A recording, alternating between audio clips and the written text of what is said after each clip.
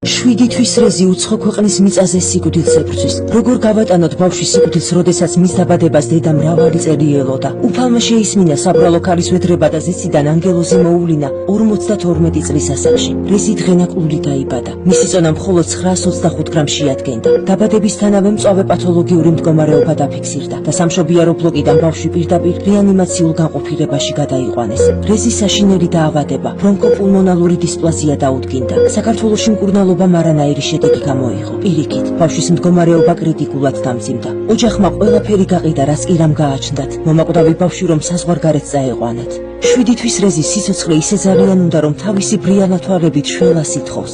ბავშვის სიცოცხლე დღეს $36,000 ღირს. სიკვდილთან ბრძოლას მოვიგებთ, თუ მთელი საქართველო გავერთიანდებით ზუსტად ისე, როგორც ეს ქართველებს გჩვევია. სიცოცხლის წამზომი ჩართულია.